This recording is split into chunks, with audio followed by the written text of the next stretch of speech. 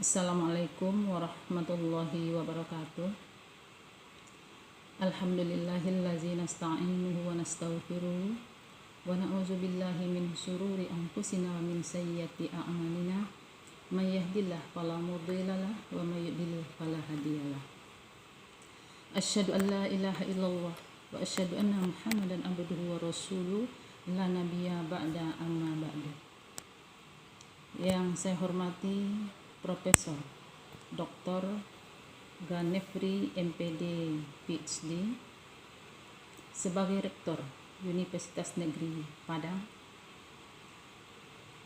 Profesor Dr. Randa Yeni Rozamela MED PhD sebagai Direktur Pasca Sarjana,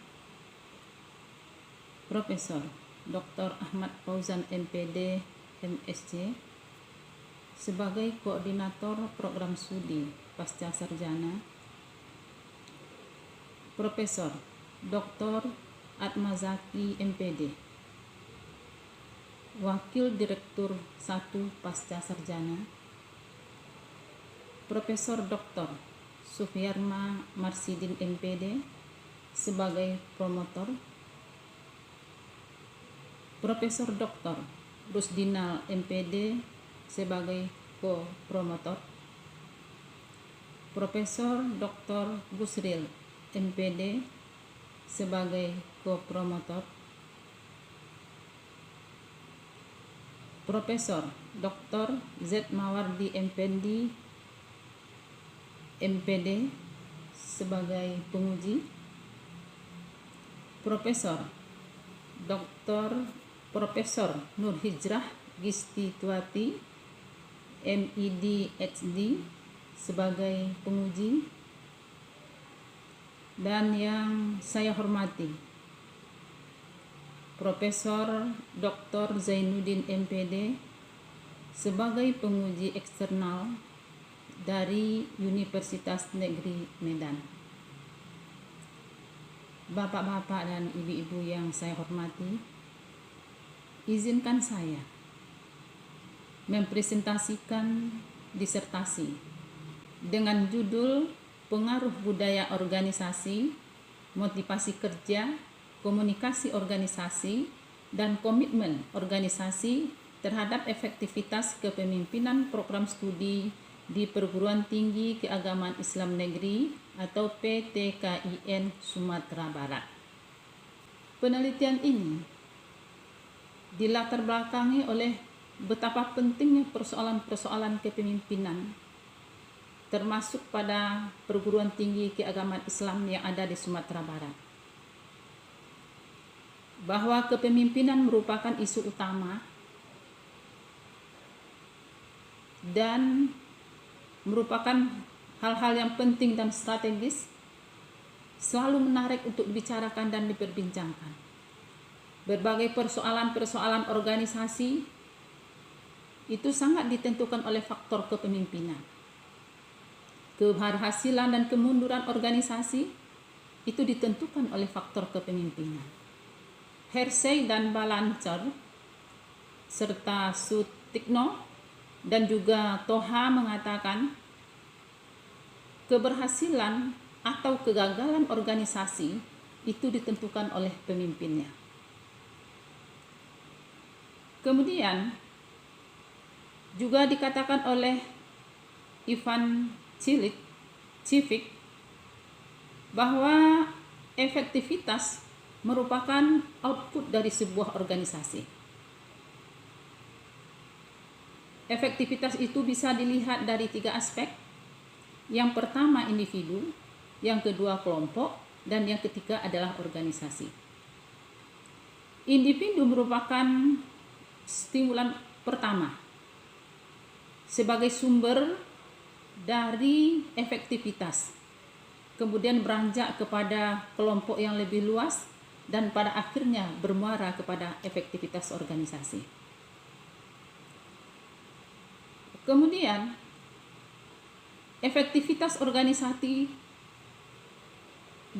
walaupun banyak hal yang mempertanyakan, termasuk dalam organisasi perguruan tinggi keagamaan Islam. Di antaranya dikemukakan oleh Mahmud, orang banyak mempertanyakan dan mengajukan kritik terhadap kemampuan penyelenggara dan kualitas perguruan tinggi, termasuk efektivitas kepimpinan program studi DPT KIN ini. Tentu tidak terkecuali di Sumatera Barat. Apalagi, program studi merupakan ujung tombak dari perguruan tinggi, menuntut adanya pemimpin yang efektif untuk menyelenggarakan kegiatan ke arah tercapainya tujuan prodi. Lalu bagaimana dengan kondisi perguruan tinggi? Inilah yang menjadi pokok persoalan, bahwa di perguruan tinggi di PT KIN program studi berada pada jalur struktural dengan sistem kerja yang ketat dan tetap harus memenuhi tugas tridharma perguruan tinggi dengan beban kerja yang melebihi batas normal, malah sampai 18 SKS. Dengan demikian, pimpinan terlihat belum efektif dalam mengemudi organisasi dan berakibat kepada rendahnya pelayanan kepada dosen dan mahasiswa. Kemudian juga terlihat tidak memenuhi tugas sesuai dengan jabatan dengan alasan menyelesaikan kuliah, tidak sesuai dengan pimpinan pada unit kerja mereka, dan termasuk keterbatasan kemampuan berkomunikasi dalam organisasi sehingga bermuara kepada konflik personal. Kondisi ini menunjukkan bahwa kepemimpinan program studi boleh dikatakan belum optimal sesuai dengan yang diharapkan. Lalu, bagaimana identifikasi masalah berdasarkan teori-teori yang dikaji, mungkin berdasarkan faktual di lapangan? Banyak hal persoalan-persoalan yang bisa teridentifikasi yang terkait dengan efektivitas kepemimpinan.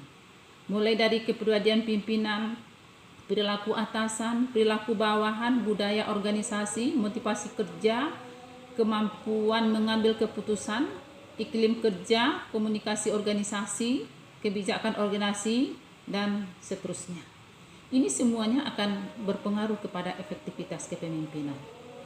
Namun pada kesempatan ini, dalam disertasi yang saya susun ini, hanya beberapa variabel yang mungkin dapat diteliti dengan beberapa keterbatasan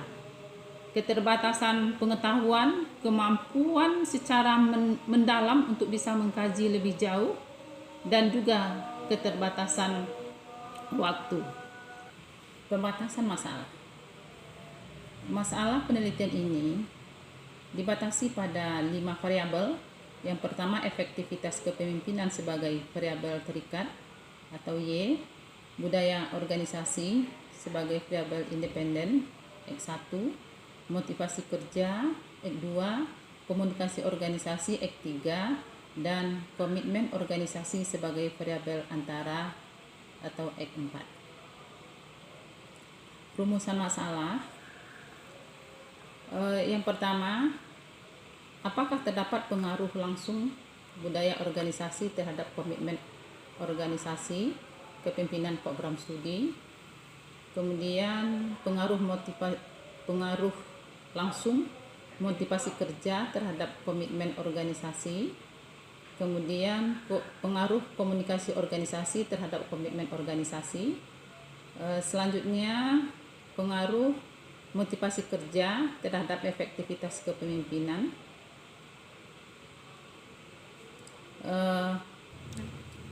Berikutnya, pengaruh komunikasi organisasi terhadap efektivitas kepemimpinan. Pengaruh langsung komitmen organisasi terhadap efektivitas kepemimpinan. Kemudian pengaruh tidak langsung budaya organisasi terhadap efektivitas kepemimpinan melalui komitmen organisasi. Pengaruh tidak langsung motivasi kerja terhadap efektivitas kepemimpinan melalui komitmen organisasi. Pengaruh tidak langsung komunikasi organisasi terhadap efektivitas kepemimpinan melalui komitmen organisasi. Tujuan penelitian paralel dengan rumusan masalah. Kemudian manfaat penelitian. Manfaat penelitian dilihat dari dua aspek. Yang pertama manfaat teoritis, yang kedua manfaat praktis. Manfaat teoritis tentu untuk menambah khazanah dan nuansa ilmu pengetahuan, terutama yang berkaitan dengan efektivitas. Kemudian untuk bisa memberikan sumbangan terhadap perkembangan ilmu pengetahuan yang terkait dengan teori-teori kepemimpinan, dan juga menambah wawasan dan referensi untuk bisa digunakan dan dikaji tentang efektif lebih lanjut lagi. Kemudian secara praktis itu akan berguna bagi PT KIN sebagai bahan kajian untuk bisa meningkatkan efektivitas pimpinan prodi. Kemudian untuk prodi menjadi input dan pedoman untuk bisa meningkatkan efektivitas. Kemudian untuk program studi ilmu kependidikan mendapat menjadi pengembangan ilmu dan peningkatan efektivitas, dan juga dalam penelitian, dan juga untuk penulis dalam menambah wawasan dan pengetahuan. Berikutnya landasan teori. Landasan teori ini akan dilihat dari dua aspek. Yang pertama berkaitan dengan variabel penelitian. Yang pertama yang dikemukakan oleh Gibson, bahwa efektivitas kepemimpinan dipengaruhi oleh sifat pemimpin, perilaku pemimpin, dan situasi. Hal ini nanti akan berkaitan dengan personality, motivasi, dan ability atau kemampuan. Yang kedua, Ivan Silic mengatakan bahwa efektivitas itu merupakan siklus dari organisasi. Nah, efektivitas itu akan ditentukan oleh faktor personal, faktor kelompok, dan faktor organisasi. Yang paling menentukan sekali itu adalah terkait dengan faktor personal, sehingga bermuara kepada faktor kelompok dan organisasi. Kemudian Hersey dan Balancers, faktor determinan yang menentukan efektivitas organisasi yang berkaitan dengan sumber daya manusia adalah komitmen, motivasi, keterampilan kepemimpinan, komunikasi, dan lain sebagainya. Kemudian David juga Young yang dikembangkan oleh Sofia, bahwa komitmen organisasi dipengaruhi oleh faktor personal, karakteristik pekerjaan, dan karakteristik struktur. Ini dari teori-teori ini dibangun beberapa variabel penelitian. Kemudian untuk melihat indikator dari masing-masing variabel digunakan pula teori. Yang pertama teori Yuk, Nawawi, dan Hoy dan Miskal, itu yang berkaitan dengan efektivitas kepemimpinan. Kemudian Granbeck dan Baron, Victor Tan, itu berkaitan dengan budaya organisasi. Kemudian Hoy dan Miskal, kemudian David McClellan, itu berkaitan dengan motivasi kerja. Lalu tentang komunikasi organisasi Muhammad, Ruliana, dan Mulyana. Dan teori yang terkaitan dengan komitmen organisasi dipergunakan teori Butan dan Suwatno. Kerangka berpikir dapat dilihat pada gambar ini, bahwa budaya organisasi, motivasi kerja, komunikasi organisasi berpengaruh terhadap komitmen, dan komitmen nanti juga akan berpengaruh kepada efektivitas kepemimpinan. Hipotesis sejalan dengan rumusan masalah bahwa terdapat pengaruh langsung budaya organisasi terhadap efektivitas kepemimpinan, kemudian motivasi terhadap efektivitas kepemimpinan, komunikasi, komitmen berpengaruh secara langsung, dan secara tidak langsung juga budaya organisasi, motivasi kerja, komunikasi organisasi melalui komitmen organisasi terhadap efektivitas kepemimpinan. Jadi hipotesis penelitian ini ada 10. Metodologi penelitian. Penelitian ini adalah penelitian kuantitatif. Pendekatannya adalah part analisis. populasi adalah seluruh ketua dan sekretaris program studi di PT KIN Sumatera Barat sebanyak 132, sampel sebanyak 96 orang. Ini dapat dilihat keadaan populasi masing-masing perguruan tinggi.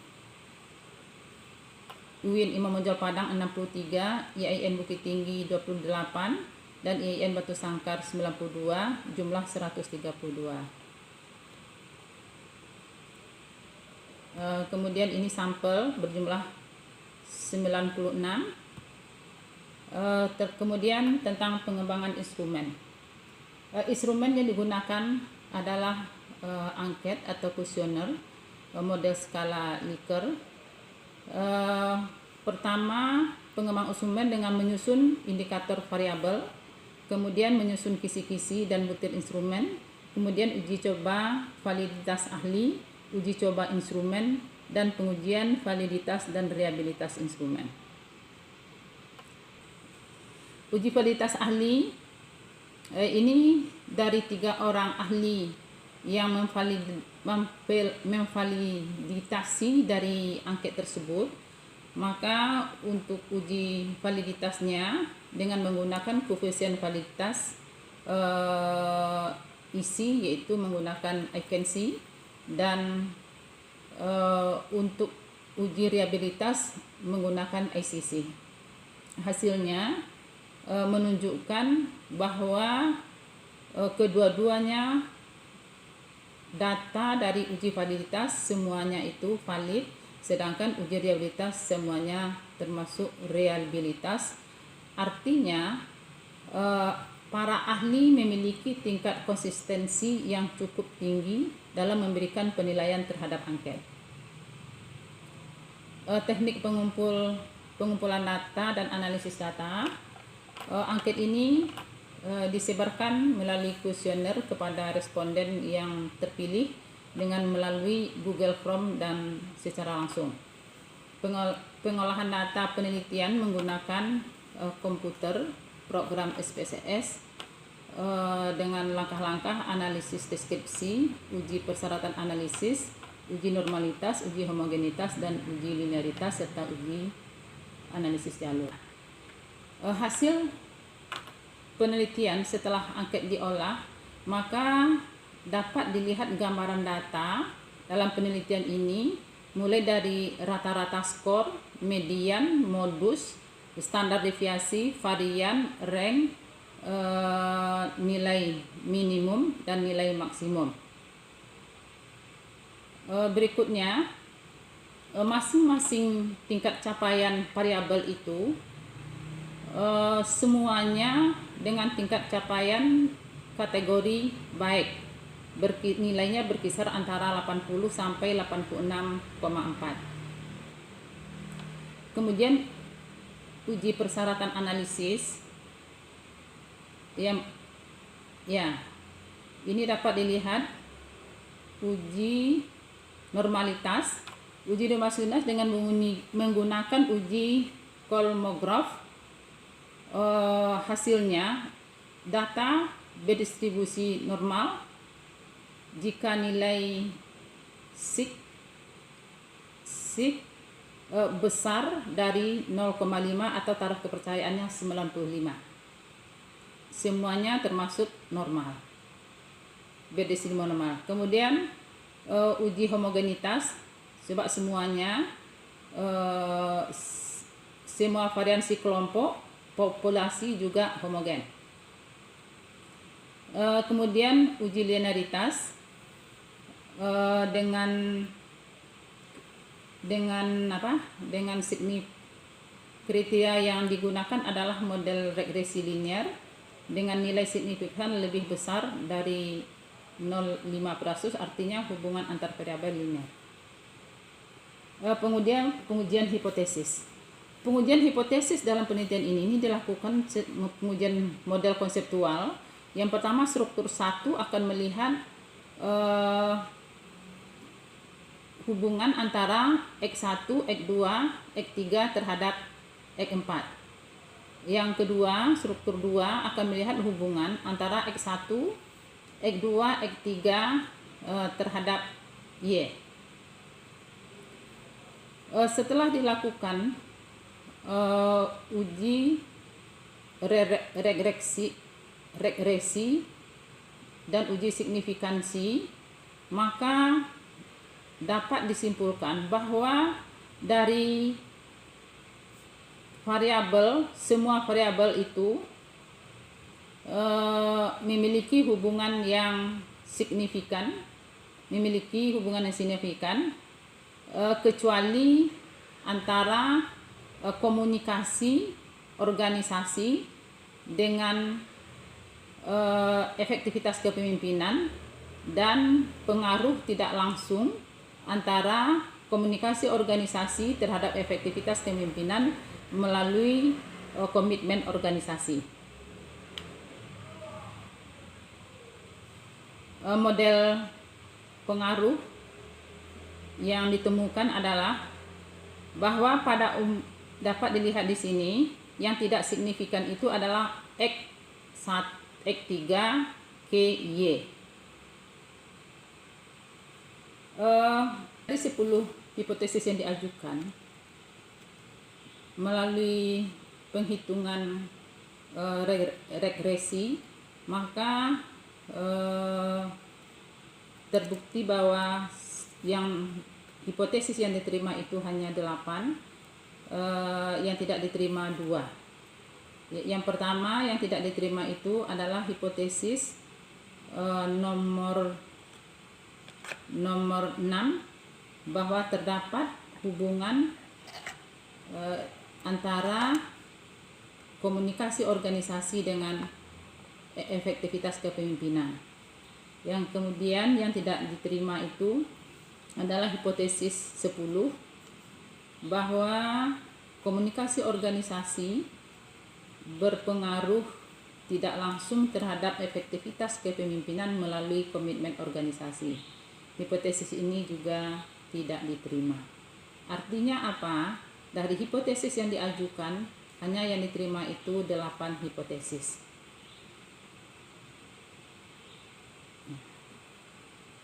Ini dapat dilihat rangkuman dari besarnya pengaruh langsung dan pengaruh tidak langsung dari masing-masing variabel. Ya. Dengan demikian dapat dipahami bahwa dari penelitian yang telah dilakukan dapat disimpulkan bahwa terdapat pengaruh langsung budaya organisasi terhadap efektivitas terhadap komitmen organisasi kepemimpinan program studi sebesar 9,4%. Kemudian pengaruh motivasi kerja terhadap komitmen 3,24%, komunikasi organisasi terhadap komitmen organisasi 6,15%, dan pengaruh budaya organisasi terhadap efektivitas kepemimpinan sebanyak 64%. Serta pengaruh motivasi kerja terhadap efektivitas kepemimpinan sebesar 2,85%.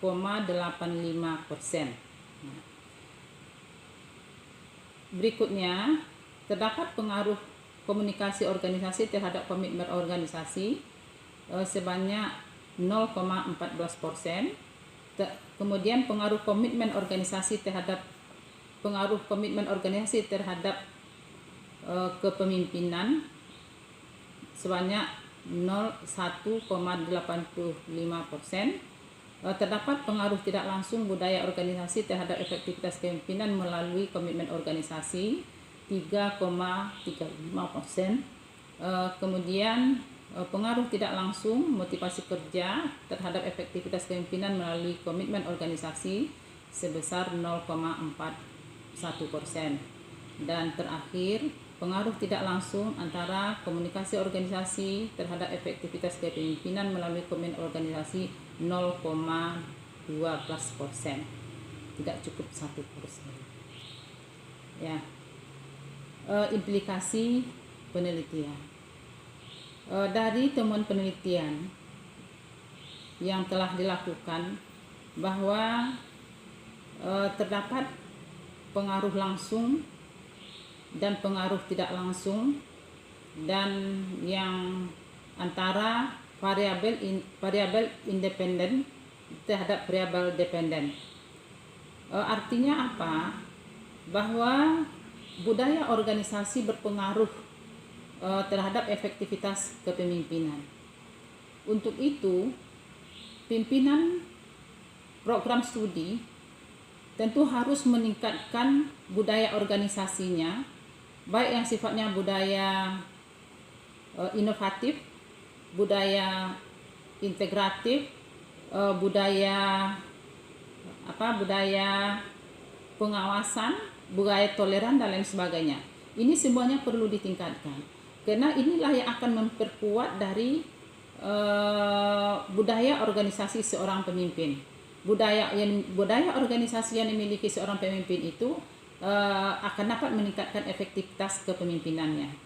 Selain ini tentu untuk meningkatkan efektivitas kepemimpinan bukan hanya menjadi tanggung jawab daripada ketua program studi atau pemimpin program studi, tapi juga tanggung jawab dari pemimpin lembaga.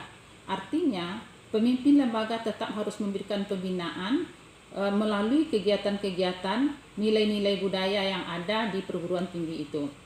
Mungkin dengan melakukan sosialisasi, mungkin melakukan kerjasama, dan melakukan kegiatan-kegiatan sosial lainnya. Yang kedua,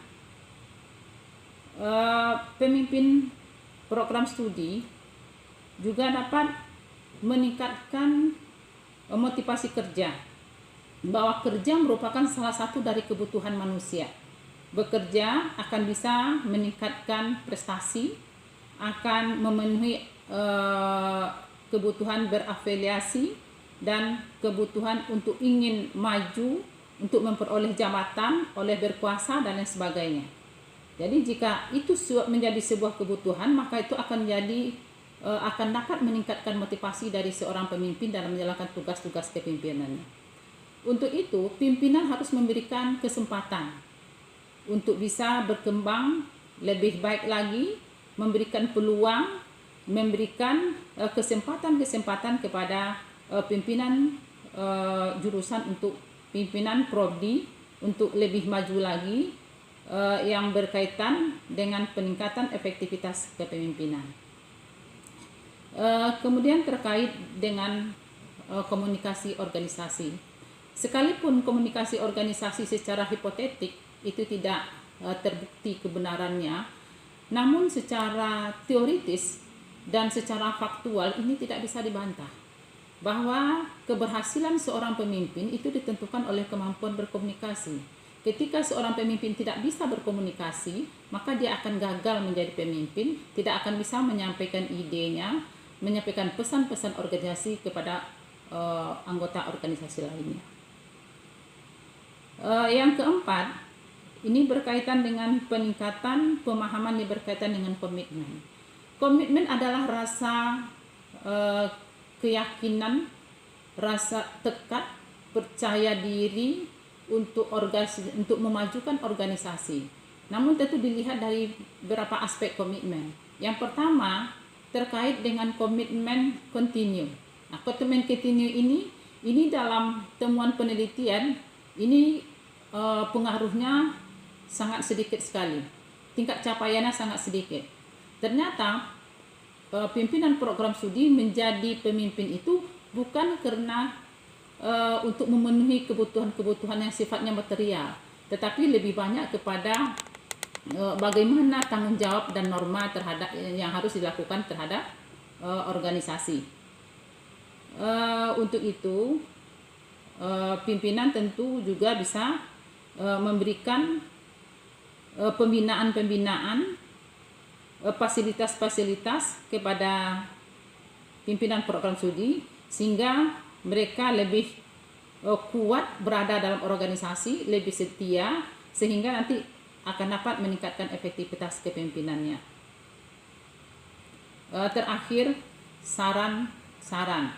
Yang pertama, pemimpin universitas dan institut agar dapat meningkatkan efektivitas kepemimpinan program studi melalui budaya organisasi, motivasi kerja, komunikasi organisasi, dan komitmen organisasi.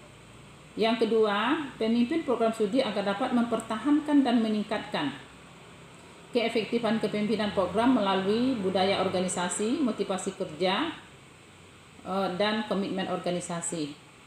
Dan yang keempat, bagi masyarakat ilmiah agar dapat meneliti faktor lain yang diduga berpengaruh terhadap efektivitas kepemimpinan sehingga diperoleh gambaran yang lebih menyeluruh tentang pengaruh berbagai faktor terhadap efektivitas kepemimpinan program studi. Terima kasih. Assalamualaikum warahmatullahi wabarakatuh.